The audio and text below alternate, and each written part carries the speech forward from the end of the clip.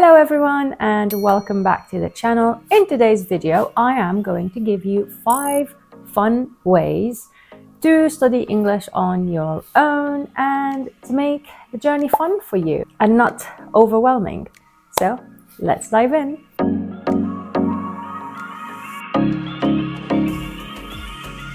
Number 1, cooking with English recipes. To make the learning fun for you, I suggest that you grab a cookbook that is in English and read what you have to do in English and just enjoy the journey of cooking while you are learning English. So try to search for recipes on the internet that are in English. Make them easy recipes, write them down, all right? You could just write down the recipe. And like that, you are practicing reading and writing. And at the same time, you are doing your favorite thing, which is cooking.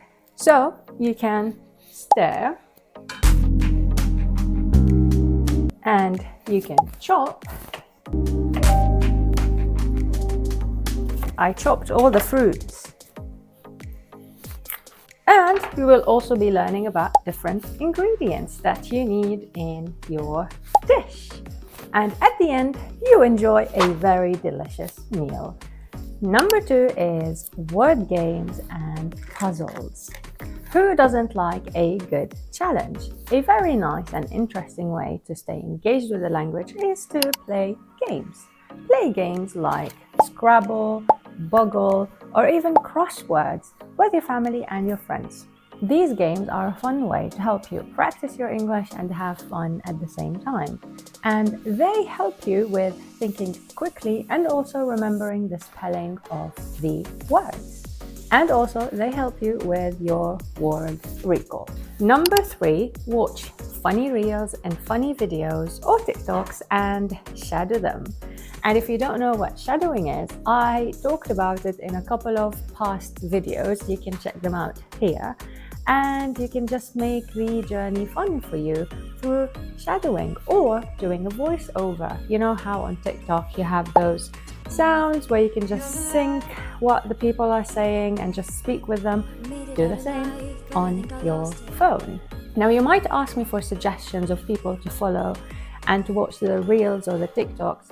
But if I suggest something to you, you might not like it or find it enjoyable. So I suggest that you do your own research and just search for the people that you think are going to resonate with you and you're going to be interested in them. And how you could find them is by searching for the topic that you like. For example, if you are into makeup, just type in English makeup or how to apply makeup and see the suggestions of people that you're going to get in English, not in your own language, and just watch their videos, see how they explain things. If you are interested in things that are related to the hair, also type hair things or hairstyles and look at the suggestions that you get and just watch the reels, watch the videos, make it a part of your routine. And number 4, create your own vocabulary journal.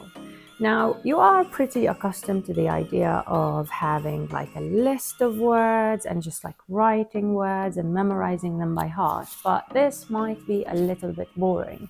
So my suggestion is that make it fun by bringing fun notebooks to write on or creating a fun journal that has pictures on it, for example, or maybe prompts like this. Print out the words that have pictures on them, all right, and color them, write the words, put them in front of you so you remember them and you see them in context. Also, help yourself by creating sentences. For example, this sheep is huge, or it has different colors. Like that, you make the journey of learning words interesting for you and fun, and not just like a boring list where I just have like a number of words listed down here and I have to go and memorize every single word. So yeah, just make it fun for you by creating fun journals. All right, and number 5 and the last one join my conversation challenges. You know, I have a channel on Instagram called English on Fire or English Challenges on Fire. I will attach it in the description to follow. And I usually create challenges for my followers where they have to do a task daily to stay in touch with English. And usually those tasks include speaking or listening.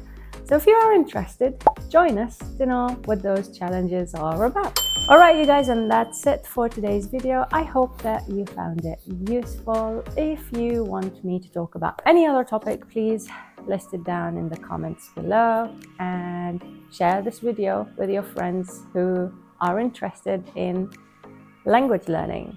And see you in another video. Goodbye.